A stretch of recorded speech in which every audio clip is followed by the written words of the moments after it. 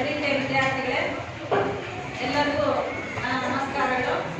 ಈ ದಿನ ನಾವು 10ನೇ ತರಗತಿಯ ಕನ್ನಡ ಪಠ್ಯ ಭಾಗದಲ್ಲಿ ಹಕ್ಕಿ ಹಾರುತ್ತಿದೆ ನೋಡಿದಿದೆ ಅನ್ನುವ ಒಂದು ಸುಂದರವಾದಂತಹ ಪದ್ಯ ಭಾಗವನ್ನು ಕೇಳೋಣ. ಈ ಹಕ್ಕಿ ಹಾರುತ್ತಿದೆ ನೋಡಿದಿರ ಅಂತಕ್ಕಂಥದ್ದು ಈಗಾಗಲೇ ನಾವು ಒಂದು ಭಾವಗೀತೆಯನ್ನು ಕೂಡ ತಿಳ್ಕೊಂಡ್ವಿ ಮಕ್ಕಳ. ಸಂಕಲ್ಪ ಗೀತೆ ಅನ್ನೋದು ಕೂಡ ಒಂದು ಎಂತಹ ಗೀತೆ? ಎಂತಹ ಗೀತೆ? ಅದೇ ರೀತಿ ಇದನ್ನು ಕೂಡ ಹಕ್ಕಿ ಹಾರುತ್ತಿದೆ ನೋಡಿದಿರ ಅನ್ನೋದು ಕೂಡ ಒಂದು ಭಾವಗೀತೆ. ಇಲ್ಲಿ ನಮಗೆ ಸಮಯ ಅಂತಕ್ಕಂಥದ್ದು ಬಹಳ ಮುಖ್ಯವಾಗಿರ್ತಕ್ಕಂಥದ್ದು ಮಕ್ಕಳ. ಅದರಲ್ಲೂ ನೀವು 10ನೇ ತರಗತಿಯಲ್ಲಿ ಓದ್ತಾ ಇರ್ತಕ್ಕಂತಹ ವಿದ್ಯಾರ್ಥಿಗಳಿಗೆ ಸಮಯ ಅಂತ ಹೇಳಿದ್ರೆ ಬಹಳ ಪ್ರಾಶಸ್ತ್ಯವನ್ನು ಹೊಂದಿರ್ತಕ್ಕಂಥದ್ದು. ನಮ್ಮ ಕನ್ನಡ ಸಾಹಿತ್ಯದಲ್ಲಿ ಒಬ್ಬ ಸಾಹಿತಿ ಇದ್ರು, ಕಡೆಗೊಂಡು ಶಂಕರ ಭಟ್ಟರು ಅಂತೇಳಿ. ಅವರೊಂದು ಮಾತನ್ನ ಹೇಳ್ತಾರೆ. ಏನು ಅಂತ ಹೇಳಿದ್ರೆ, ಉರುಳುವು ಗಳಿಗೆಗಳು, ಹೊರಡುವು ದಿವಸಗಳು, ತುದಿ ಮೊದಲ ಹೊಂದಿರದ ಅನಂತತೆಯ ಮರೆಗೆ, ಇಂದುಗಳು ನಾಳೆಗಳು ಹಿಂದೆ ಹಿಂದೆ ಓಡುವು, ಎಣಿಕೆಗಳ ನೆನಹುಗಳ ಮರೆಸುತ್ತ ಹಿಂದೆ ಅಂತೇಳಿ ಕಾಲದ ಬಗ್ಗೆ ಅವರು ತುಂಬಾ ಚೆನ್ನಾಗಿ ಮಹತ್ವವನ್ನ ಹೇಳಿರ್ತಕ್ಕಂಥದ್ದು. ಉರುಳುವು ಗಳಿಗೆಗಳು, ಹೊರಡುವು ದಿವಸಗಳು, ತುದಿ ಮೊದಲ ಹೊಂದಿರದ ಅನಂತತೆಯ ಮರೆಗೆ ಅಂತೇಳಿ, ಇಂದುಗಳು ನಾಳೆಗಳು ಹಿಂದೆ ಹಿಂದೆ ಓಡೋಗುತ್ತಂತೆ. ಮಕ್ಕಳ ಸಮಯ ಪ್ರಪಂಚದಲ್ಲಿ ಯಾವುದಾದ್ರೂ ನಾವು ತಡಿಬಹುದು, ಆದ್ರೆ ಯಾವುದನ್ನ ತಡೆಯಕ್ಕಾಗಲ್ಲ, ಸಮಯವನ್ನ ನಾವು ತಡೆಯೋಕೆ ಆಗೋದೇ ಇಲ್ಲ. ಇಂಗ್ಲಿಷ್ ನಲ್ಲಿ ಒಂದು ಮಾತನ್ನ ಹೇಳ್ತಾರೆ, if you kill the time, time will kill you ಅಂತೇಳಿ. ಏನು ಹಾಗಾದ್ರೆ, if you kill the time, ನಾವು ಸಮಯವನ್ನ ಕೊಂದ್ರೆ ಸಮಯ ನಮ್ಮನ್ನ ಏನ್ ಮಾಡುತ್ತೆ. ಹಾಗಾಗಿ ಆ ಸಮಯಕ್ಕೆ ನಾವು ಹೆಚ್ಚಿನ ಮಹತ್ವವನ್ನ ಕೊಡಬೇಕು ಅಂತ ಹೇಳಿ ಹೇಳ್ತಾ ಈ ಪದ್ಯ ಸಮಯದ ಬಗ್ಗೆನೇ ಸೂಚಿಸ್ತಾ ಇರ್ತಕ್ಕಂಥದ್ದು. ಈಗ ಇದನ್ನ ಬರೆದಿರ್ತಕ್ಕಂಥವ್ರು ನಮ್ಮ ಪ್ರಸಿದ್ಧ ಸಾಹಿತಿ ಆದಂತಹ ಲೇಖಕರಾದಂತಹ ದ.ರಾ. ಬೇಂದ್ರೆ. ಇವರು ನಮ್ಮ ಜ್ಞಾನಪೀಠ ಪ್ರಶಸ್ತಿಗಳಲ್ಲಿ ಇವರು ಕೂಡ ಒಬ್ಬರಾಗಿದ್ದಾರೆ. ಇವರನ್ನ ಬೇಂದ್ರೆ ಅಜ್ಜ ಅಂತ ಕೂಡ ಕರೀತಾರೆ. ಇವರು ದ.ರಾ. ಬೇಂದ್ರೆ ಅವರು ಒಂದ್ಸತಿ ಅವರ ಸ್ನೇಹಿತರಾದಂತಹ ಸುರೇಶ್ ಕುಲಕರ್ಣಿ ಅವರ ಜೊತೆ ಒಂದು ದತ್ತಾತ್ರೇಯ ದೇವಸ್ಥಾನಕ್ಕೆ ಹೋಗ್ತಾ ಇರ್ತಾರೆ. ದತ್ತಾತ್ರೇಯ ದೇವಸ್ಥಾನಕ್ಕೆ, ನಿಮ್ಗೆಲ್ಲ ಕಥೆ ಇಷ್ಟ ಅಲ್ವಾ? ಮತ್ತೆ ಆ ದತ್ತಾತ್ರೇಯ ದೇವಸ್ಥಾನಕ್ಕೆ ಅವರು ಸುರೇಶ್ ಕುಲಕರ್ಣಿ ಅವರು ಹೋಗ್ತಾ ಇರ್ತಕ್ಕಂಥ ಒಂದು ಸಂದರ್ಭದಲ್ಲಿ ಅಲ್ಲೊಬ್ಬ ಚಪ್ಪಲಿ ಮಾರೋನು, ಚಪ್ಪಲಿ ಹೊಲಿತಕ್ಕಂಥವನು ಕುತ್ಕೊಂಡಿರ್ತಾನೆ. ಆ ಬೇಂದ್ರೆ ಅಜ್ಜವರ ಚಪ್ಪಲಿಯ ಉಂಗುಷ್ಟ ಕಿತ್ತೋಗಿರ್ತಾರೆ. ಉಂಗುಷ್ಟ ಅಂದ್ರೆ ಬೆರಳನ್ನು ಹಾಕಿರ್ತೀವಲ್ಲ ಮಕ್ಕಳ, ಈಗ ರೌಂಡಲ್ಲಿ ಇರುತ್ತಲ್ಲ, ಆ ಉಂಗುಷ್ಟ ಕಿತ್ತೋಗಿರುತ್ತಂತೆ. ಅದನ್ನ ಚಪ್ಪಲಿ ಹೊಲಿತಕ್ಕಂಥವನು ನೋಡ್ತಾನಂತೆ. ನೋಡ್ಬಿಟ್ಟು ಕರೆದು, ನಿಮ್ಮ ಉಂಗುಷ್ಟ ಅರ್ಧೋಗಿದೆ, ನಾನು ಅದನ್ನ ಹೊಲಿದು ಕೊಡ್ತೀನಿ ಅಂತ ಹೇಳ್ತಾರೆ. ಹೌದೇನಪ್ಪ, ಆಯ್ತು ಅಂತೇಳಿ ನೋಡ್ರಿ, ಆ ಚಪ್ಪಲಿ ಹೊಲಿಯೋನು ಕೂಡ ಅವರ ಬೇಂದ್ರೆ ಅವರು ಒಂದು ಕಾಲಿನ ಚಪ್ಪಲಿಯನ್ನ ಬಿಟ್ಟುಕೊಟ್ಟಾಗ ಬಹಳ ಬಿಸಿಲಿತ್ತಂತೆ. ಅವ್ರ ಅಂದ್ರಂತೆ, ಏನಂತ, ಅಯ್ಯೋ ಬೇಂದ್ರೆ ಅಜ್ಜ ಅವರೇ, ನಿಮ್ ಕಾಲು ಸುಡುತ್ತೆ, ನನಗೆ ಚಪ್ಪಲಿ ಕೊಟ್ಬಿಟ್ಟಿದ್ರಲ್ಲ ಅಂತೇಳಿ ಅವನಲ್ಲಿ ಇರ್ತಕ್ಕಂಥ ಇನ್ನೊಂದು ಚಪ್ಪಲಿಯನ್ನ ಕೊಟ್ಟಂತೆ. ಇದ್ರ ಮೇಲೆ ನೀವು ಕಾಲಿಟ್ಟಿರಿ, ನಿಮ್ ಚಪ್ಪಲಿನ ಏನ್ ಮಾಡ್ಕೊಡೋರು. ಇಲ್ಲಿ ಏನನ್ನ ತೋರಿಸುತ್ತೆ ಅಂದ್ರೆ, ಎಂತಹ ಮಾನವೀಯ ಮೌಲ್ಯವನ್ನ ಹೊಂದಿರ್ತಾನೆ ಅವನ ಚಪ್ಪಲಿ ಹೊಲಿತಕ್ಕಂಥವ್ರು. ಆಗ ನಮ್ಮ ಬೇಂದ್ರೆ ಅಜ್ಜನು ಕೂಡ, ಬೇಂದ್ರೆ ಅವರು ಕೂಡ ಸುಮ್ಮನೆ ಇರಲಿಲ್ಲ. ಅವನ ಬಿಸಿಲಲ್ಲಿ, ಅಲ್ಲನಪ್ಪ, ನನಗೇನೋ ಕಾಲು ಸುಡುತ್ತೆ ಅಂತ ನಿನ್ನ ಚಪ್ಪಲಿನ ಕೊಟ್ಟೆ ನನಗೆ, ನೀನು ಬಿಸಿಲಲ್ಲಿ ನೀನು ನಿನ್ನ ಮೈಯನ್ನೇ ಒಡ್ಕೊಂಡು ನೀನು ಬಿಸಿಲಲ್ಲಿ ಕೆಲಸ ಮಾಡ್ತಾ ಇದ್ದಿಲ್ಲ ಅಂತೇಳಿ ಬೇಂದ್ರೆ ಅವರು ತಮ್ಮಲ್ಲಿರ್ತಕ್ಕಂಥ ಛತ್ರಿನ ಅವ್ರು ಕಟ್ಬಿಟ್ಟು ಅವ್ರ ಹಾಗೆ ಹಿಡಿತಾರೆ. ಇಬ್ಬರಲ್ಲೂ ಕೂಡ ನಾವು ಏನನ್ನ ನೋಡಿದ್ವಿ? ಏನನ್ನ ನೋಡಿದ್ವಿ? ಆಮೇಲೆ ಎಷ್ಟಾಯ್ತಪ್ಪ ಇದಕ್ಕೆ ಅಂತ ಕೇಳಿದ್ರಂತೆ. 10 ರೂಪಾಯಿ ಅಂತ ಹೇಳಿದ್ರಂತೆ. 10 ರೂಪಾಯಿ ಕೊಡಕ್ ಹೋದ್ರಂತೆ. 10 ರೂಪಾಯಿ ಕೊಟ್ಟಂತೆ ಬೇಂದ್ರೆ ಅವರು. ಇಲ್ಲ, ಇದಕ್ಕೆ 2 ಆಣೆ ಆಗೋದು. ಹೋಗು, ಪರವಾಗಿಲ್ಲ, ಇಟ್ಕೊ, ಮನೆಯಲ್ಲಿ ಹೆಂಡತಿ ಮಕ್ಕಳಿಗೆ ಏನಾದ್ರೂ ತಿನ್ಸಿನ ಸಾಮಾನು ಏನನ್ನ ಉಪಹಾರನ ತೆಗೆದುಕೊಂಡು ಏನ್ ಮಾಡು ಅಂತ ಹೇಳ್ತಾರೆ. ಹಂಗೆ ನಾವು ಮಾನವೀಯತೆಯನ್ನು ಹೊಂದಿರಬೇಕು. ಅದೇ ರೀತಿ ಕಾಲದ ಬಗ್ಗೆ ನಮಗೆ ಬಹಳವಾದಂತಹ ಮಹತ್ವವನ್ನು ಹೊಂದಿರಬೇಕು. ಅದರಲ್ಲೂ ನೋಡಿ, SLC ವಿದ್ಯಾರ್ಥಿಗಳಿಗೆ ತುಂಬ ಸಮಯ ಅಂತಕ್ಕಂಥದ್ದು ಬಹಳ ಮಹತ್ವಪೂರ್ಣವಾಗಿರ್ತಕ್ಕಂಥದ್ದು. ನಾವು ಸಮಯ ಏನು ಬೇಕಾದ್ರೂ ಕಳೆದೋದ್ರೆ ನಮಗೆ ಸಿಗಲಿಲ್ಲ ಅಂದರೆ ತೋರಿಸ್ಕೋಬೋದು. ಆದರೆ ಕಳೆದೋಗಿರ್ತಕ್ಕಂಥ ಸಮಯವನ್ನು ಮತ್ತೆ ನಾವು ತೆಗೆದುಕೊಳ್ಳೋದಕ್ಕೆ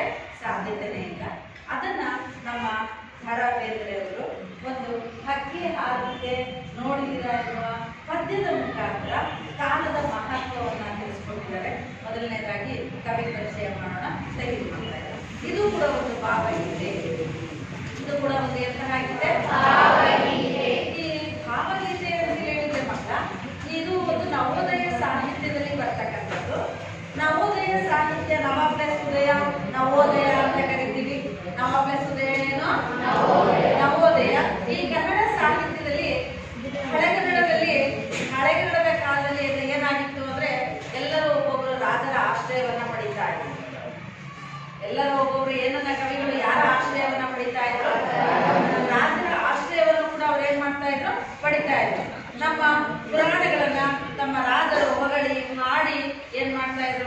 ಬರಿತಾ ಇದ್ರು. ರಾಜರಿಂದ ಕಪ್ಪ ಕಾಣಿಕೆಗಳನ್ನ ಏನ್ ಮಾಡ್ತಾ ಇದ್ರು? ಇಸ್ಕೊಡ್ತಾ ಇದ್ರು, ತಗೊಳ್ತಾ ಇದ್ರು. ಈ ರೀತಿ ಆ ಒಂದು ಶಿಷ್ಟ ಸಾಹಿತ್ಯ ಅಂತಕ್ಕಂಥದ್ದು ಕ್ರಮೇಣ ನವ ಸಾಹಿತ್ಯ, ಶಿಷ್ಟ ಸಾಹಿತ್ಯಗಳು, ವಚನ ಸಾಹಿತ್ಯ ಎಲ್ಲವೂ ಕೂಡ ಪ್ರಮುಖವಾಗ್ತಾ ಇರ್ತಕ್ಕಂಥದ್ದು. ಅಂಥದ್ರಲ್ಲಿ ನಮ್ಮ ಹಕ್ಕಿ ಹಾಡುತ್ತಿದೆ ನೋಡಿದಿರ ಅಂತಕ್ಕಂಥದ್ದು ಕೂಡ ಒಂದು ಭಾವಗೀತೆಯಲ್ಲಿ ಬರ್ತಕ್ಕಂಥದ್ದು.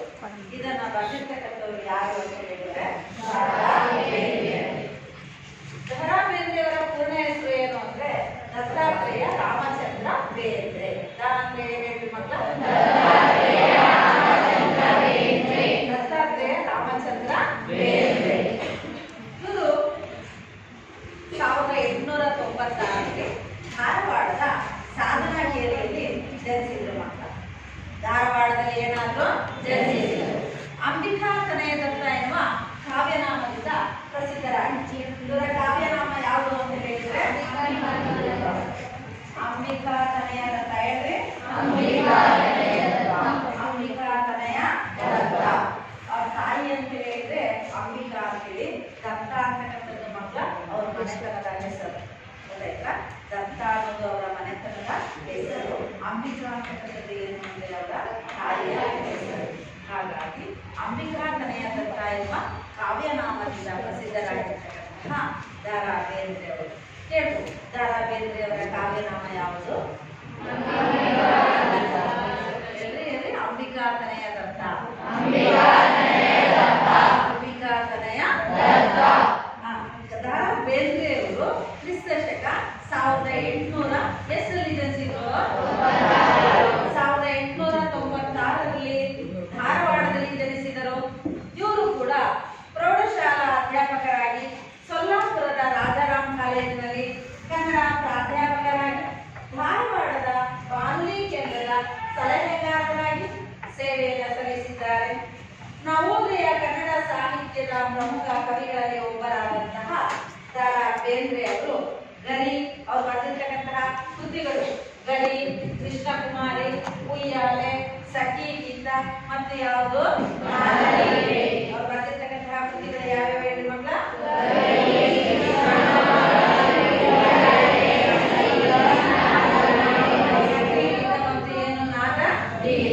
ಮೇಘದೂತ, ಗಂಗಾವತರಣ, ಸೂರ್ಯಪಾನ, ನೆಗೆಯ ಹೊಗೆ, ಸಾಹಿತ್ಯದ ವಿರಾಟ್ ಸ್ವರೂಪ ಮೊದಲಾದ ಕೃತಿಗಳ ಕರ್ತೃಗಳು ಆಗಿದ್ದಾರೆ. ಇನ್ನು ಮರಾಠಿಯವರು ಚೆನ್ನಾಗಿ ಭಾಷೆ ಬರ್ತಿತ್ತು. ಮರಾಠಿ, ಇಂಗ್ಲಿಷ್ ಭಾಷೆಯು ಸೇರಿದಂತೆ ಸಾಹಿತ್ಯದ ವಿವಿಧ ಪ್ರಕಾರಗಳಲ್ಲಿ ಏನನ್ನು ರಚಿಸಿದ್ದಾರೆ? ಬರೀ ಕನ್ನಡದಲ್ಲಿ ಒಂದೇ ಕೃತಿಯನ್ನು ರಚಿಸಲಿಲ್ಲ ಮಕ್ಕಳ. ಯಾವುದಾದ್ರೂ ಕೃತಿಯನ್ನು ರಚಿಸಿಲ್ಲ. ಮರಾಠಿ ಮತ್ತು ಯಾವುದು?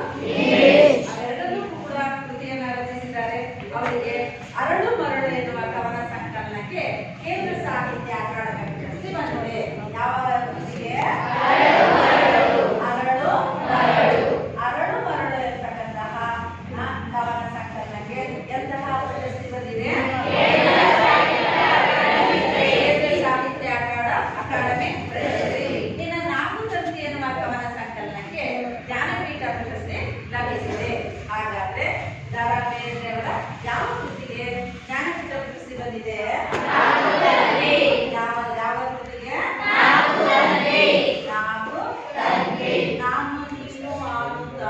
ಗೊತ್ತಾಯ್ತಾ? ನೋಡಿ, ಇದೊಂದು ಕವನ ಸಂಕಲನಕ್ಕೆ ಅವರಿಗೆ ಪ್ರಶಸ್ತಿಗಳಲ್ಲೇ ಶ್ರೇಷ್ಠವಾಗಿರ್ತಕ್ಕಂತಹ ಪ್ರಶಸ್ತಿಯಾದಂತಹ ಜ್ಞಾನಪೀಠ ಪ್ರಶಸ್ತಿಯನ್ನ ಪಡ್ಕೊಂಡಿರ್ತಕ್ಕಂತಹ ಕೃತಿ ಯಾವುದು?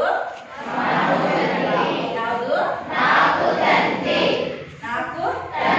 ಹಾಗಾದ್ರೆ ಕುವೆಂಪುರವರಿಗೆ ಯಾವುದಕ್ಕೆ ಜ್ಞಾನಪೀಠ ಪ್ರಶಸ್ತಿ ಬಂದಿದೆ? ಕುವೆಂಪುರವರಿಗೆ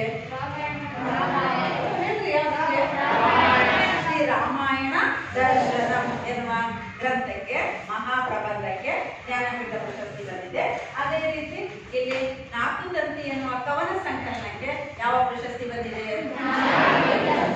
ಹಾಗಾದ್ರೆ ಅರಳುಮರಳು ಎನ್ನುವ ಕೃತಿಗೆ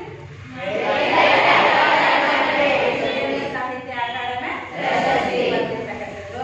ನೆಕ್ಸ್ಟ್ ಭಾರತ ಸರ್ಕಾರದ ಪದ್ಮಶ್ರೀ ಪುರಸ್ಕಾರಕ್ಕೂ ಕೂಡ ಭಾಜನರಾಗಿರುವ ಬೇಂದ್ರೆ ಅವರು 1943ರಲ್ಲಿ ಶಿವಮೊಗ್ಗದಲ್ಲಿ ಸಮಾವೇಶಗೊಂಡ 27ನೇ ಕನ್ನಡ ಸಾಹಿತ್ಯ ಸಮ್ಮೇಳನದ ಏನಾಗಿದ್ರು?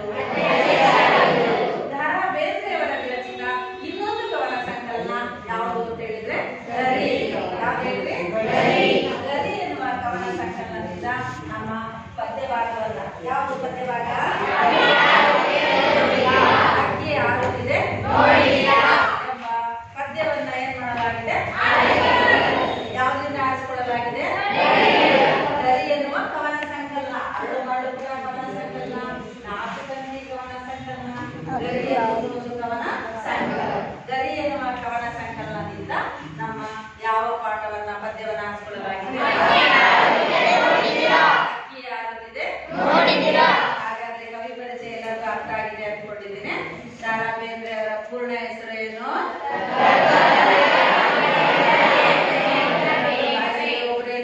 ದ.ರಾ. ಬೇಂದ್ರೆ ಅವರ ಪೂರ್ಣ ಹೆಸರು ಹೇಳು ರಾಜೇಶು. ದತ್ತಾತ್ರೇಯ ರಾಮಚಂದ್ರ ಬೇಂದ್ರೆ. ಎಷ್ಟರಲ್ಲಿ ಜನಿಸಿದ್ರಿ ಕೇಳೋರು ಯಾರಾದ್ರು?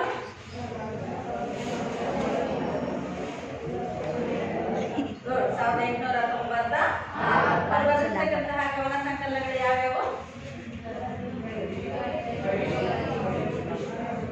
ಕವನ ಸಂಕಲನ ಇಲ್ಲೇ ಇದೆ, ಬೋರ್ಡ್ ಮೇಲೆ ಇದೆ. ಕವನ ಸಂಕಲನಗಳು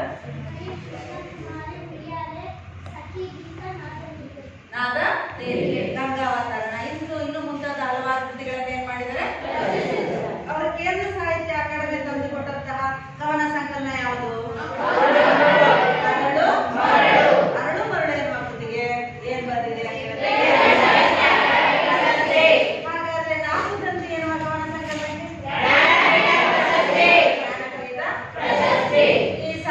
ಇದು ಹಕ್ಕಿ ಆಡುತ್ತಿದೆ ನೋಡಿದಿರಾ ಅಂತಕ್ಕಂತಹ ಒಂದು ಪದ್ಯವನ್ನ ಯಾವ ಕವನ ಸಂಕಲನದಿಂದ? ಗರಿ ಎನ್ನುವ ಕವನ ಸಂಕಲನದಿಂದ ಏನ್ ಮಾಡಲಾಗಿದೆ? ನೋಡಿ, ಹಕ್ಕಿ ಆಡುತ್ತಿದೆ ನೋಡಿದ್ದೀರಾ? ಸಾಮಾನ್ಯವಾಗಿ ನೀವೆಲ್ಲ ಮಕ್ಕಳ ನೋಡಿದ್ದೀರಾ, ಹಕ್ಕಿಗಳೆಲ್ಲ ನೋಡಿದ್ದೀರಾ? ಹೌದಲ್ಲ? ಹಕ್ಕಿ ಒಂದತ್ರನೇ ತುಂಬಾ ಹೊತ್ತು ಕುತ್ಕೊಳ್ಳುತ್ತಾ ಏನ್ ಮಾಡುತ್ತೆ ಮತ್ತೆ? ಹಂಗೆ ನಮ್ಮ ಸಮಯ ಒಂದೇ ಇರುತ್ತೆ, ಒಂದತ್ರನೇ ಇರುತ್ತಾ? ನಮ್ಮ ಕಣ್ಣು ಮಿಟಿಕ್ಸಿ ಕಣ್ಣು ತೆಗೆಯುವಷ್ಟರೊಳಗೆ ಸಮಯ ಏನಾಗ್ತಾ ಇರುತ್ತೆ? ಒಂದೊಂದು ಸೆಕೆಂಡ್ ಕೂಡ ನಮ್ಗೆ ಅಲ್ಲೇ ನಿಂತ್ಕೊಳ್ಳಲ್ಲ. ಗೊತ್ತಿಗೆ ತಾನೆ, ಇಲ್ಲಪ್ಪ ಸಮಯ ಇವತ್ತು ನಮ್ಮೂರಲ್ಲಿ ಹಬ್ಬ ಇದೆ ಇರು ಅಂದ್ರೆ ಇರುತ್ತಾ? ಜೀವನದಲ್ಲಿ ಏನಾದ್ರೂ ಕಳ್ಕೊಂಡ್ರೆ ಪಡಿಬಹುದು ಸಮಯ, ಆದ್ರೆ ಸಮಯವನ್ನ ಕಳ್ಕೊಂಡ್ರೆ ಏನ್ ಮಾಡಕ್ಕಾಗಲ್ಲ. ಆ ಸಮಯದ ಹಾರುವ ಹಕ್ಕಿಯನ್ನ ಕಾಲಕ್ಕೆ ಹೋಲಿಸಿರ್ತಕ್ಕಂಥದ್ದು. ಹಾರುವ ಹಕ್ಕಿಯನ್ನ ಯಾವ್ದು ಹೋಲಿಸಿದ್ದಾರೆ? ಕಾಲಕ್ಕೆ ಹೋಲಿಸಿ ಹೇಳಿರ್ತಕ್ಕಂತಹ ಸುಂದರ ಪದ್ಯನೇ ಯಾವುದು ಅಂತ ಹೇಳಿದ್ರೆ ಅದರ ಆಶಯ ಭಾವ ಪವನ. ನಾವು ಅದರ ಆಶಯ ಏನಿದೆ? ಈ ಆಶಯ ಭಾವನ ಚಲನಶೀಲತೆ ಜೀವಂತಿಕೆಯ ಗುಣ. ಹೌದಲ್ವಾ? ಜೀವ ಇದೆ ಅಂದ್ರೆ ಮಾತ್ರನೇ ನಾವು ಚಲನೆ ಮಾಡೋದಕ್ಕೆ ಸಾಧ್ಯ. ಹಾಗಾಗಿ ಚಲನಶೀಲತೆ ಅಂತಕ್ಕಂಥದ್ದು ಎಂತಹ ಒಂದು ಗುಣ? ಜೀವಂತಿಕೆಯ ಒಂದು ಗುಣ. ಯಾವುದು ಜೀವಂತಿಕೆಯ ಗುಣ? ಚಲನಶೀಲತೆ ಅಂತದ್ದು ನಿಸರ್ಗದ ಹೊಂದಾಣಿಕೆಯಂತೆ ಕಾಲ ಏನಾಗ್ತಾ ಇರುತ್ತೆ ಮಕ್ಕಳು? ಪ್ರಕೃತಿಯಲ್ಲಿ ಬದಲಾವಣೆ ಯಾವ ರೀತಿ ಆಗ್ತಾ ಇರುತ್ತೋ ಆ ರೀತಿ ಕಾಲ ಅನ್ನೋದು ಏನಾಗ್ತದೆ ಇರುತ್ತೆ. ಅದಕ್ಕೆ ತಡೆ ಎಂಬುವುದಿಲ್ಲ. ಎಂತಹ ಪ್ರಭಾವಶಾಲಿಯಾದರೂ ನಿಸರ್ಗದತ್ತವಾದ ಕಾಲಚಕ್ರದ ಎದುರಿನಲ್ಲಿ ನಾವೆಲ್ಲ ಏನ್ ಮಾಡಲೇಬೇಕಾಗುತ್ತೆ? ಮಳೆ ಬರುತ್ತಪ್ಪ, ಮಳೆ ನೀನ್ ಬರ್ಬೇಡ ಕೊಡೋ, ಇವತ್ತು ನಾನೆಲ್ಲ ಹೋಗ್ತಾ ಇದ್ದೀನಿ, ಮಳೆ ಇವತ್ತು ಬರ್ಬೇಡಪ್ಪ, ದಯವಿಟ್ಟು ಬರ್ಬೇಡ ಅಂದ್ರೆ ನಿಲ್ಸುತ್ತಾ? ಏನ ಕಾಲಚಕ್ರಕ್ಕೆ ನಾವೆಲ್ಲ ಏನ್ ಮಾಡ್ಲೇಬೇಕು? ಹಾಗೆ ಅದಕ್ಕೆ ಹೊಂದಿಕೊಳ್ಳಬೇಕು. ಆಯಾ ಕಾಲದಲ್ಲಿ ನಡೆದ ಪ್ರತಿಯೊಂದು ಘಟನೆಯೂ ಕೂಡ ಕಾಲ ಉರುಳಿದಂತೆ ಇತಿಹಾಸವಾಗುತ್ತಾ ಏನಾಗುತ್ತೆ?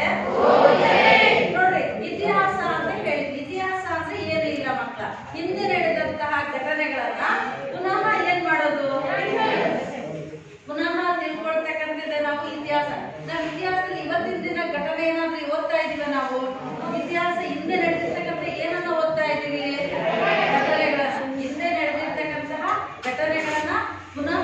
ನಾವೇನ್ ಮಾಡ್ತಾ ಇದ್ವಿ, ತಿಳ್ಕೊಳ್ತಾ ಇದ್ವಿ. ಅದನ್ನ ನಾವೇನಂತ ಕರಿತೀವಿ, ಇತಿಹಾಸ.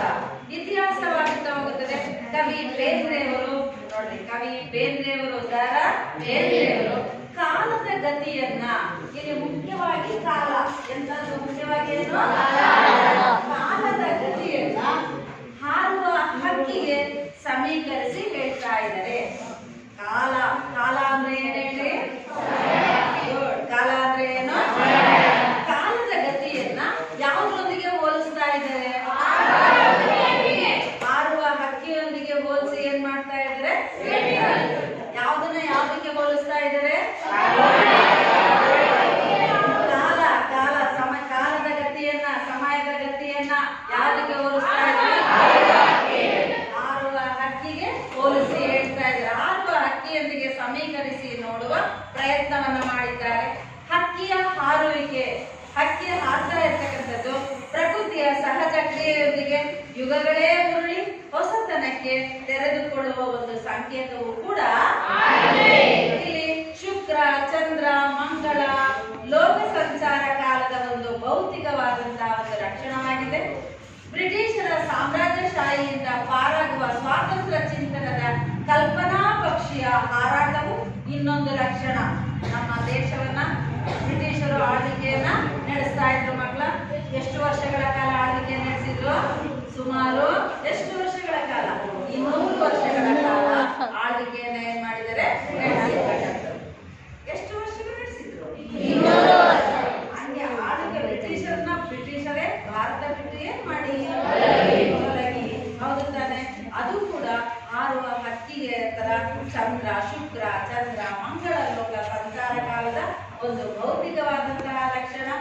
ಬ್ರಿಟಿಷರ ಸಾಮ್ರಾಜ್ಯಶಾಹಿಯಿಂದ ಪಾರಾಗುವ ಸ್ವಾತಂತ್ರ್ಯ ಚಿಂತನದ ಕಲ್ಪನಾ ಪಕ್ಷಿಯು, ಸ್ವಾತಂತ್ರ್ಯ ಚಿಂತನೆ, ನಮ್ಗೆಲ್ಲ ಸ್ವಾತಂತ್ರ್ಯ ತೋರಿಸ್ಕೊಡ್ಬೇಕು ಅಂತೇಳಿ ಎಷ್ಟೆಲ್ಲ ಮಹನೀಯರು ಹೋರಾಟವನ್ನ ಮಾಡಿದ್ರು.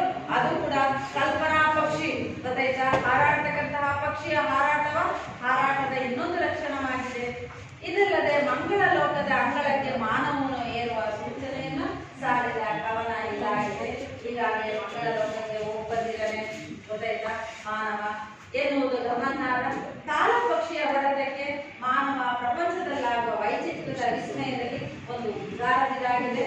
ಇಂಥ ಭಾವಗೀತೆಯೊಂದನ್ನು ಪರಿಚಯಿಸುವುದೇ ಇಲ್ಲಿನ ಏನಾಗಿದೆ, ಆಶಯವಾಗಿದೆ. ಅದಕ್ಕೆ ಹೋಗೋಣ ಮಕ್ಕಳ. ಹಕ್ಕಿ ಹಾರುತ್ತಿದೆ, ಪ್ರವೇಶ ನೋಡ್ಕೊಳ್ರಿ. ನವೋದಯ ಕಾಲದ ಜನಪ್ರಿಯ ಕಾವ್ಯ ಪ್ರಕಾರಗಳಲ್ಲಿ ಭಾವಗೀತೆ ಮೊದಲನೇ. ಇಲ್ಲಿ ನವೋದಯ ಅಂತ ಹೇಳಿದ್ವಿ ಮಕ್ಕಳ. ನವೋದಯ ಕಾಲದ ಅಂದ್ರೆ ಕನ್ನಡ ಸಾಹಿತ್ಯದ ಹಳೆಗನ್ನಡದ ಕಾಲದಲ್ಲಿ ರಾಜರ ಆಶ್ರಯದಲ್ಲಿತ್ತು. ಹಳೆಗನ್ನಡ ಕಾಲದಲ್ಲಿ ಹಿಂದೆ ರಾಜರ ಆಶ್ರಯದಲ್ಲಿ ಇರ್ತಕ್ಕಂಥದ್ದು. ಕವಿಗಳು ತಮ್ಮ ಪುರಾಣಗಳನ್ನ, ತಮ್ಮ ರಾಜರುಗಳನ್ನ ಹೊಗಳಿ ಹಾಡಿ ಅವರ ಇತಿಹಾಸವನ್ನ ಏನ್ ಮಾಡ್ತಾ ಇದ್ರು ಅಂತ ಹೇಳಿದ್ರೆ ದಾಖಲಿಸಿ ಕಾವ್ಯ ರಚಿಸುತ್ತಿದ್ರು. ಇನ್ನು ನಡುಗನ್ನಡ ಕಾಲಕ್ಕೆ ರಾಜರ ಆಶ್ರಯ ತಪ್ಪು. ನಡುಗನ್ನಡ ಕಾಲದ ಹಳೆಗನ್ನಡ ಕಾಲದಲ್ಲಿ ಕವಿಗಳು ರಾಜರ ಆಶ್ರಯವನ್ನ ಪಡಿತಾ ಇದ್ರು, ರಾಜರನ್ನ ಹೊಗಳಿ ಹಾಡ್ತಾ ಇದ್ರು, ಗೊತ್ತಾಯ್ತಾ? ಇನ್ನು ನಡುಗನ್ನಡ ಕಾಲಕ್ಕೆ ರಾಜರ ಆಶ್ರಯ ತಪ್ಪೋಯ್ತು. ಅಲ್ಲಿ ಭಕ್ತಿ ಮಾರ್ಗ ಅಂತಕ್ಕಂಥದ್ದು ಶುರುವಾಯಿತು. ಅಲ್ಲಿ ಭಕ್ತಿ ಚಳವಳಿಯ ಪ್ರಾರಂಭವಾದ ಮೇಲೆ ಶಿಷ್ಟ ಸಾಹಿತ್ಯ ಅಂತಕ್ಕಂಥದ್ದು ಕೂಡ ಶುರುವಾಗ್ತಾ ಇದೆ. ಅಲ್ಲಿ ಒಂದು ಹೊಸದಾದಂತಹ ಸಾಹಿತ್ಯನೇ ಹುಟ್ಟಿಕೊಂಡಿದ್ದು. ಅದು ಯಾವ ಸಾಹಿತ್ಯದಿಂದ ನಾವು ಈ ಒಂದು ನವೋದಯ ಕಾಲದ ಸಾಹಿತ್ಯ ಪ್ರಾರಂಭವಾಯಿತು ಅಂದ್ರೆ ಅದು ಒಂದು ಇಂಗ್ಲಿಷ್ ಸಾಹಿತ್ಯದಿಂದ ಪ್ರೇರಣೆಯಿಂದ ಅಂತ ಕೂಡ ಹೇಳಿದ್ರೆ ತಪ್ಪಾಗಲ್ಲ ಮಕ್ಕಳ. ಇಂಗ್ಲಿಷ್ ಸಾಹಿತ್ಯದ ಪ್ರೇರಣೆಯಿಂದ ನಮ್ಮ ಕನ್ನಡ ಸಾಹಿತ್ಯದಲ್ಲಿ ಒಂದು ನವೋದಯ ಸಾಹಿತ್ಯ ಅಂತಕ್ಕಂಥದ್ದು ಬದಲಾವಣೆ ಆಯಿತು ಅಂತೇಳಿ ನಾವು ಹೇಳ್ಬೋದು. ನವೋದಯದ ಸಾಹಿತ್ಯದ ಪ್ರಮುಖ ಕವಿಗಳಲ್ಲಿ ನಾವು ಕುವೆಂಪು ಅಂತ ಹೇಳ್ಬೋದು, ದ ರಾ ಬೇಂದ್ರೆ ಅವರು ಹೇಳ್ಬೋದು, ಇನ್ನು ಹಲವಾರು ಕವಿಗಳನ್ನ ನಾವು ಹೇಳ್ತಕ್ಕಂಥದ್ದು. ಇಂತಹ ಒಂದು ಹೊಸ ಪ್ರಯೋಗದ ಫಲವಾಗಿ ನವೋದಯದ ಕಾವ್ಯ ಶೈಲಿಯಲ್ಲಿನೇ ಮೂಡಿ ಬಂದಂತಹ ಒಂದು ಪದ್ಯ ಸಾಹಿತ್ಯವೇ ನಾವು ಭಾವಗೀತೆ ಅಂತೇಳಿ ಏನ್ ಮಾಡ್ತೀವಿ, ಕರಿತೀವಿ. ಆ ಭಾವಗೀತೆಯಲ್ಲಿ ನೋಡ್ರಿ, ನವೋದಯ ಕಾಲದ ಜನಪ್ರಿಯ ಕಾವ್ಯ ಪ್ರಕಾರಗಳಲ್ಲಿ ಭಾವಗೀತೆ ಮೊದಲನೆಯದು. ವ್ಯಕ್ತಿ ಓರ್ವ ಯಾವುದಾದ್ರೂ ಒಂದು ಸಮಯದಲ್ಲಿ ತಾನು ನೋಡ್ರಿ, ಒಬ್ಬ ವ್ಯಕ್ತಿ ಯಾವುದಾದ್ರೂ ಒಂದು ಸಮಯದಲ್ಲಿ ತಾನು ನೋಡಿರ್ತಕ್ಕಂಥ ಕೇಳಿರ್ತಕ್ಕಂತಹ, ಕೇಳಿದ ಅಥವಾ ಅನುಭವಿಸಿದ. ಹೆಂಗೆ ಗೀತೆಗಳು ಶುರುವಾಗ್ತವೆ, ಹೆಂಗೆ ಬರೀತಾರೆ ಅಂತಕ್ಕನ್ನೋದಕ್ಕೆ ಯಾವ್ದಾದ್ರು ಒಬ್ಬ ವ್ಯಕ್ತಿ ತಾನು ನೋಡಿರ್ಬೋದಾಗಿರ್ಬೋದು, ಅನುಭವಿಸಿದ ಘಟನೆಯನ್ನಾಗಿರ್ಬೋದು, ತಾವು ಕೇಳಿರ್ತಕ್ಕಂಥ ಯಾವ್ದಾದ್ರು ವಿಷಯಗಳನ್ನ ಆಗಿರ್ಬೋದು, ಮೂರ್ತ ರೂಪವನ್ನ ನೀಡುವುದು ಅಷ್ಟೊಂದು ಸುಲಭವಾದಂತಹ ಕೆಲಸವಲ್ಲ ಅಂತ ಹೇಳ್ತಿದ್ದಾರೆ. ಅದು ಪ್ರತಿಭಾವಂತರಿಗೆ ಮಾತ್ರ ಸಾಧ್ಯ ಆಗುವಂಥದ್ದು ಅಂತೇಳಿ ಆ ವ್ಯಕ್ತಿಯ ಅನುಭವ, ಆ ಭಾವ ತೀವ್ರತೆಯ ಜೊತೆಯಲ್ಲಿ ಗೇಯವನ್ನ ಒಳಗೊಂಡು ಅಭಿವ್ಯಕ್ತಿಯನ್ನ ಪಡೆದಾಗ ಅದು ಭಾವಗೀತೆಯಾಗುತ್ತದೆ. ಇಂತಹ ಭಾವಗೀತೆಯ ವೈಯಕ್ತಿಕ ನೆಲೆಯಲ್ಲಿದ್ದು ಸಾರ್ವತ್ರಿಕವಾದಂತಹ ಮನ್ನಣೆಯನ್ನ ಪಡೆಯುವಂತಿದ್ದರೆ ಭಾವಗೀತೆಯ ಸೊಗಸು ಮತ್ತಷ್ಟು ಹೆಚ್ಚಿಸುತ್ತದೆ. ಭಾವಗೀತೆ ಧ್ವನಿಪೂರ್ಣವಾಗಿದ್ದರೆ ಗೀತೆಯ ಸೌಂದರ್ಯಕ್ಕೆ ಮತ್ತಷ್ಟು ಮೆರುಗು ಬರುತ್ತದೆ. ಇಂತಹ ಒಂದು ಭಾವಗೀತೆಯನ್ನು ನಾವು ನೀವು ಇವತ್ತು ಅಭ್ಯಾಸ ಮಾಡೋಣ. ಹಾಗಾದ್ರೆ ಹಕ್ಕಿ ಹಾರುತ್ತಿದೆ ನೋಡದೇಗ ಅಂತಕ್ಕಂಥದ್ದು ಒಂದು ಸಾಹಿತ್ಯದ ಯಾವ ಪ್ರಕಾರದಲ್ಲಿದೆ ಅಂದ್ರೆ ಎಂತ ಗೀತೆ? ನಿಮಗೂ ಯಾಕಾದ್ರೂ ಭಾವಗೀತೆ ಬಂದ್ರೆ ಬಂದು ಹೇಳ್ಬೋದು. ಇನ್ನು ಮುಂದಾದ್ರೂ ಭಾವಗೀತೆಗಳನ್ನ ಚೆನ್ನಾಗಿ ಆಲಿಸ್ಬೇಕು. ಮುಂದಿನ ತರಗತಿಯಲ್ಲಿ ವಿಡಿಯೋ ಭಾವಗೀತೆಗಳ ಕ್ಯಾಸೆಟ್ ಅನ್ನ ಹಾಕಿ ಕೇಳಿಸೋಣಂತೆ ಮಕ್ಕಳ, ಗೊತ್ತಾಯ್ತಾ?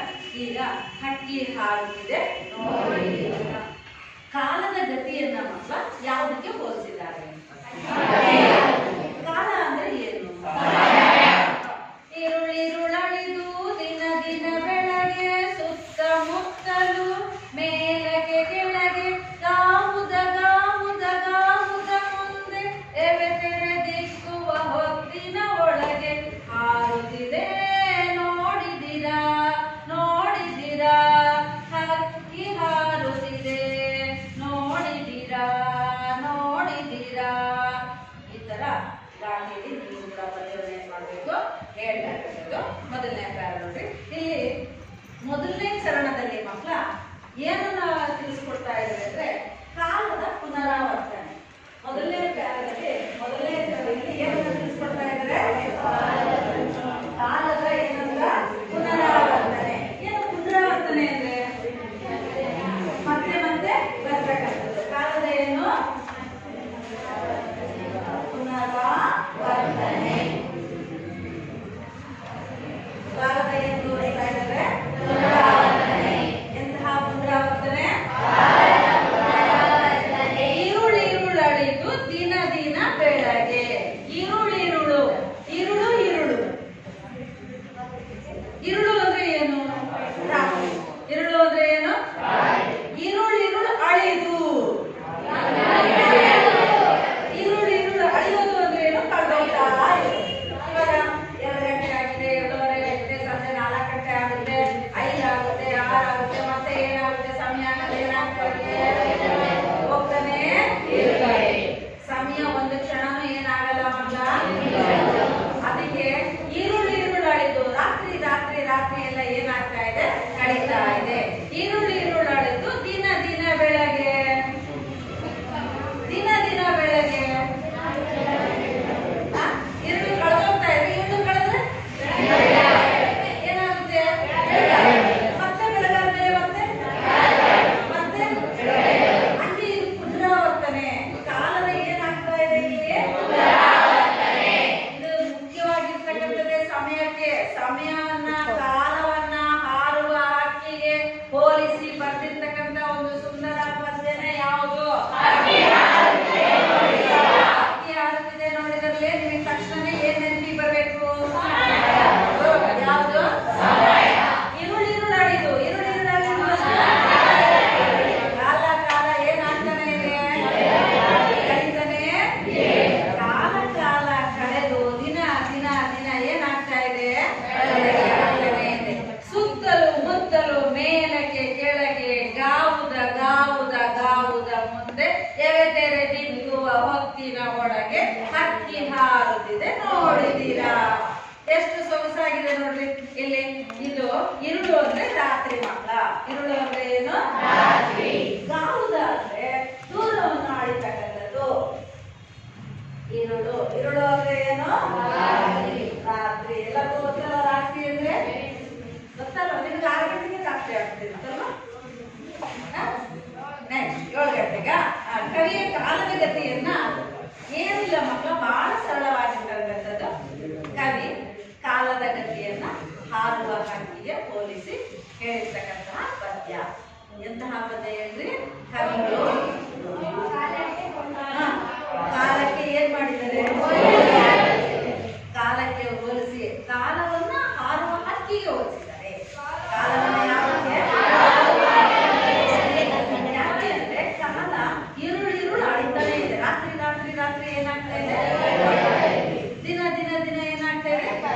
ಆಗ್ತಾನೆ ಇದೆ. ಯಾಕೆ ಇಲ್ಲಿ ನೋಡಿ, ಚಲನಶೀಲವಾದಂತಹ ಕಾಲವನ್ನ, ಚಲನಶೀಲ ಕಾಲ, ಇಲ್ಲಿ ಚಲನಶೀಲ ಕಾಲ ಒಂದತ್ರ ಏನ್ ಮಾಡೋದಿಲ್ಲ, ನಿಂತ್ಕೊಳ್ಳೋದಿಲ್ಲ. ಕಾಲ ಅಂತಕ್ಕಂಥದ್ದು ಚಲನಶೀಲವಾಗಿರ್ತಕ್ಕಂಥದ್ದು, ಗೊತ್ತಾಯ್ತಾ? ಆ ಚಲನಶೀಲವಾದಂತಹ ಕಾಲವನ್ನ ಹಾರುವ ಹಕ್ಕಿಗೆ ಏನ್ ಮಾಡ್ತಾ ಇದ್ದಾರೆ, ಹೋಲಿಸ್ತಾ ಇದ್ದಾರೆ. ಸುತ್ತಲೂ ಮುತ್ತಲು ಮೇಲಕ್ಕೆ ಕೆಳಗೆ, ಸುತ್ತ ಮುತ್ತ ಮೇಲೆ ಕೆಳಗೆ, ಅಕ್ಕ ಪಕ್ಕ, ಆ ಕಡೆ ಈ ಕಡೆ, ಗಾವುದ ಗಾವುದ ಗಾವುದ ಮುಂದೆ. ಗಾವುದ ಗಾವುದ ಅಂತ ಹೇಳಿದ್ರೆ ಏನು, ದೂರವನ್ನು ಅಳಿತಕ್ಕಂತಹ ಒಂದು ಮಾರ್ಗ, ಗೊತ್ತಾಯ್ತಾ? ಗಾವುದ ಅಂತ ಹೇಳಿದ್ರೆ ದೂರವನ್ನು ಏನ್ ಮಾಡ್ತಕ್ಕಂಥದ್ದು, ಅಳೆಯುವುದು. ಗಾವುದ ಅಂತ ಹೇಳಿದ್ರೆ ಏನ್ ಹೇಳ್ರಿ, ದೂರವನ್ನು ಅಳೆಯುವುದು. ದೂರವನ್ನು ಅಳೆಯುವ ಒಂದು ಪ್ರಮಾಣ, 4 ಹರಿದಾರಿ. ದೂರವನ್ನು ಅಳೆಯುವ ಒಂದು ಪ್ರಮಾಣ ಗಾವುದ ಅಂತ ಕರೀತೀವಿ. ಗಾವುದ ಗಾವುದ ಮುಂದೆ ಎವೆತೆರೆ ದಿಕ್ಕುವ ಹೊತ್ತಿನ ಒಳಗೆ. ಎವೆತೆರೆ ದಿಕ್ಕುವ ಹೊತ್ತಿನ ಅಂದ್ರೆ, ಎವೆ ಅಂದ್ರೆ ಕಣ್ಣಿನ ರೆಪ್ಪೆ. ಎವೆ ಅಂತ ಹೇಳಿದ್ರೆ ಏನ್ ಹೇಳ್ರಿ, ಕಣ್ಣಿನ ರೆಪ್ಪೆ ಮುಚ್ಚಿ ತೆಗೆಯುವಷ್ಟೊತ್ತಿಗೆ ಕಾಲ ಅನ್ನೋದು ಏನಾಗ್ತಾನೆ ಇರುತ್ತೆ, ಅದೇಗೆ ಹಕ್ಕಿ ಹಾರುತ್ತಾನೆ ಇದೆ. ಎವೆತೆರೆ ದಿಕ್ಕಿನ ಹೊತ್ತಿನ ಒಳಗೆ ಹಕ್ಕಿ ಹಾರುತ್ತಿದೆ, ಹಕ್ಕಿ ಹಾರುತ್ತಿದೆ ನೋಡಿದೆ. ನೆಕ್ಸ್ಟ್ ಮೊದಲನೇ ಪದ ಎಲ್ಲರಿಗೂ ಅರ್ಥ ಆಯ್ತಾ? ಹೇಳ್ರಿ ಒಂದ್ಸತಿ. ಈರುಳ್ಳಿ ರುಳಳಿದು,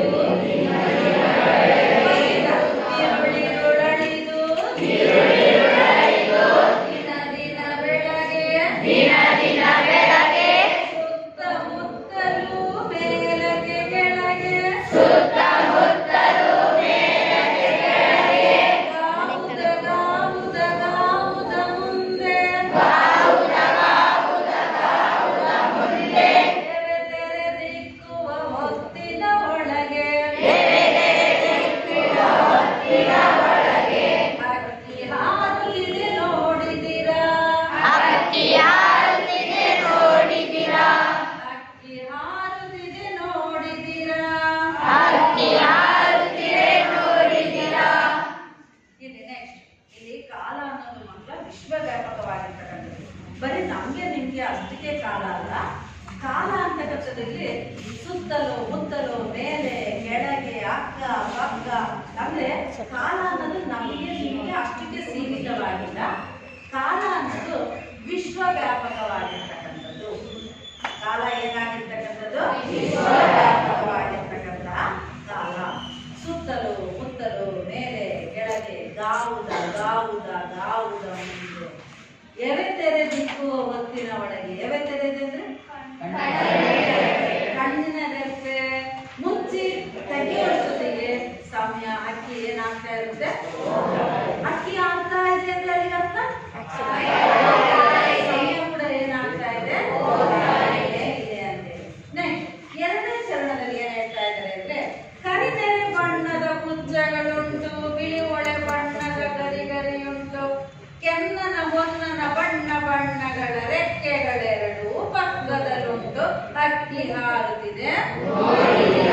ಇಲ್ಲಿ ಗತಿಸಿ ಹೋದಂತಹ ಕಾಲ, ಭೂತಕಾಲ. ಕಾಲಗಳಲ್ಲಿ ಕೂಡಿದೆ, ಎಲ್ಲರಿಗೂ ಗೊತ್ತಿದೆ ತಾನೆ, ಯಾವ್ಯಾವ ಕಾಲಗಳಿದೆ? ಭೂತಕಾಲ,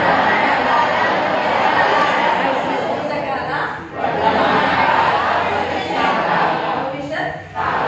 ಆ 3 ಕಾಲಗಳಲ್ಲಿ ಇದರಲ್ಲಿ ಎರಡನೇ ಹೇಳ್ತಾ ಇದ್ದಾರೆ, ಕರಿನೆರೆ ಬಣ್ಣದ ಪುಚ್ಚಗಳುಂಟು. ಹಕ್ಕಿಯ ಬಣ್ಣಗಳು, ಹಕ್ಕಿಯ ಬಣ್ಣಗಳಲ್ಲಿ ಹೋಲಿಸ್ತಾ ಇರ್ತಕ್ಕಂಥದ್ದು. ಇಲ್ಲಿ ಕರಿನೆರೆ ಅಂದ್ರೆ ಭೂತಕಾಲ ಆಗೋಗ್ಬಿಟ್ಟಿದೆ ಅದು, ಗೊತ್ತಾಯ್ತಾ? ನೆಕ್ಸ್ಟ್ ಬಿಳಿ ಮೊಳೆ ಬಣ್ಣದ ಗರಿಗರಿಯುಂಟು. ಬಿಳಿ ಮೊಳೆ ವರ್ತಮಾನ ಕಾಲ, ಅಟ್ ಪ್ರೆಸೆಂಟ್, ಗೊತ್ತಿದೆ ತಾನೆ? ಈಗ ಏನ್ ಮಾಡ್ತಾ ಇದ್ವಿ ಅದು. ಕೆನ್ನನ ಹೊನ್ನನ ಬಣ್ಣ ಬಣ್ಣಗಳ ರೆಕ್ಕೆಗಳೆರಡೂ ಎಲ್ಲಿದೆಯಂತೆ, ಕಾಲದ ಅವಸ್ಥೆಯನ್ನ ಹೋಲಿಸಿ, ಆ ಬಣ್ಣಗಳಿಗೆ ಹೋಲಿಸಿ ಕವಿ ಏನ್ ಮಾಡ್ತಾ ಇರ್ತಕ್ಕಂಥದ್ದು, ಹೇಳ್ತಾ ಇರ್ತಕ್ಕಂಥದ್ದು. ಹಕ್ಕಿ ರೆಕ್ಕೆಗಳೆರಡು ಪಕ್ಕದಲ್ಲುಂಟು, ಹಕ್ಕಿ ಹಾರುತ್ತಿದೆ, ಹಕ್ಕಿ ಹಾರುತ್ತಿದೆ. ಎಲ್ಲರಿಗೂ 2 ಚರಣಗಳು ಅರ್ಥ ಆಗಿದೆ ಅಂತ ತಿಳ್ಕೊಂಡಿದ್ದೀನಿ. ಅರ್ಥ ಆಯ್ತಾ? ಹೇಳ್ಕೊಡ್ತೀನಿ. ಒಂದು ನಿಧಾನಕ್ಕೆ ಬಹಳ ರಾಗವಾಗಿ ಚೆನ್ನಾಗಿ ಹೇಳ್ಬೇಕು ಮಕ್ಕಳನ್ನ.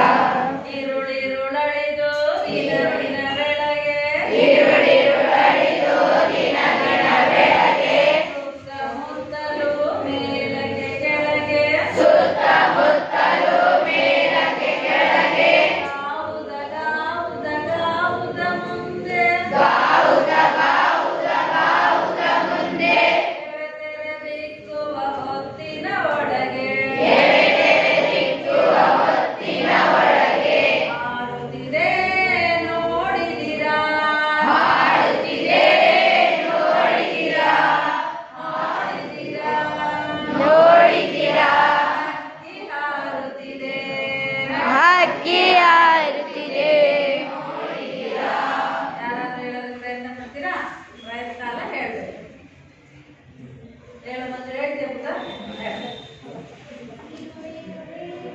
ಈರುಳಿರುಳಳಿದು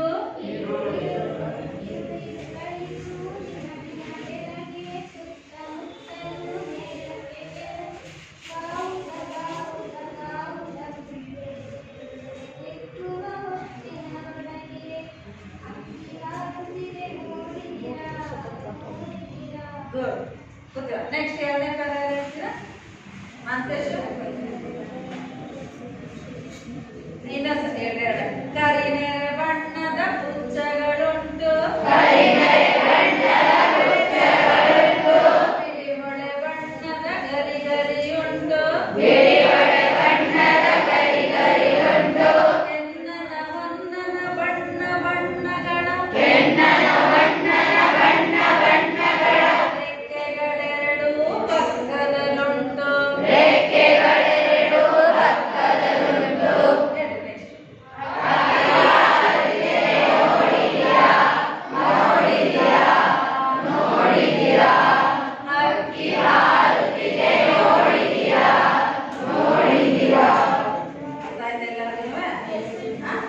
ಎಲ್ಲ ಬರ್ತಾ ಇದೆ ತಾನೆ?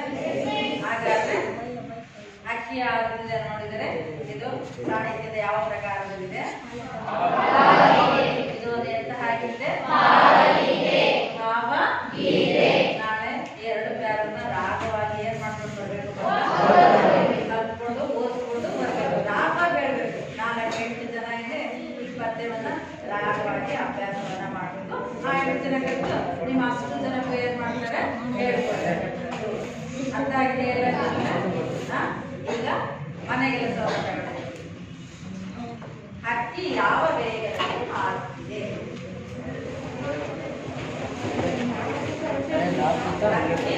ಹಂಗೆ ಬರ್ಕೊಂಡು ಹಕ್ಕಿ ಯಾವ ವೇಗದಲ್ಲಿ ಹಾರುತ್ತಿದೆ?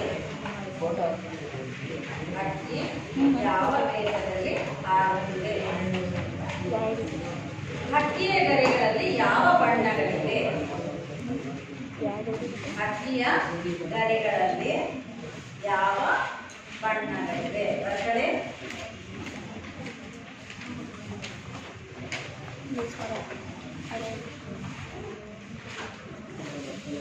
ದ.ರಾ. ಬೇಂದ್ರೆಯವರ ಪರಿಚಯವನ್ನ ತಿಳಿಸಿ. ದ.ರಾ. ಬೇಂದ್ರೆಯವರ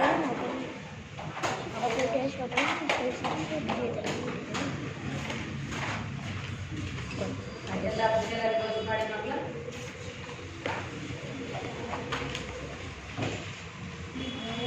ಎಲ್ಲರಿಗೂ ಪದ್ಯ ಅರ್ಥ ಆಗಿದೆ ಅಂತ ತಿಳಿದ. ದ.ರಾ. ಬೇಂದ್ರೆಯವರ ಕಾವ್ಯನಾಮ ಯಾವುದು?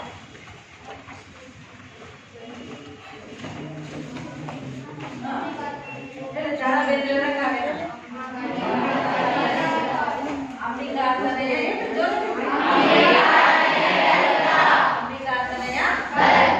ವಾಯ್ಸ್ ಹೇಳಿ. ದ.ರಾ. ಬೇಂದ್ರೆಯವರ ಕಾವ್ಯನಾಮ ದ.ರಾ. ಬೇಂದ್ರೆಯವರು ಎಷ್ಟು ಜನಿಸಿದ್ರು?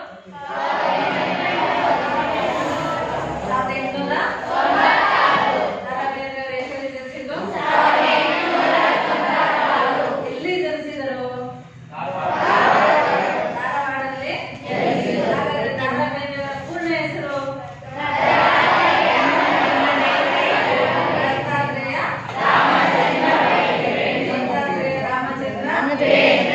ದ.ರಾ. ಬೇಂದ್ರೆಯವರ ಜ್ಞಾನಪೀಠ ಪ್ರಶಸ್ತಿ ಪಡೆದ ಕೃತಿ? ನಾಲ್ಕು ತಂತಿಗೆ ಯಾವ ಪ್ರಶಸ್ತಿ ಬಂದಿದೆ? ಕೇಂದ್ರ ಸಾಹಿತ್ಯ ಅಕಾಡೆಮಿ ಪ್ರಶಸ್ತಿ ಪಡೆದ ಯಾವುದು? ಹಾಗಾದ್ರೆ ದ.ರಾ. ಬೇಂದ್ರೆಯವರ ಕೃತಿಗಳು, ಕವನ ಸಂಕಲನಗಳು ಯಾವ್ಯಾವ? ಯಾರಾದ್ರೂ ಹೇಳ್ತೀರಾ? ಯಾವ್ಯಾವು? ಏನಾಗಲ್ಲ.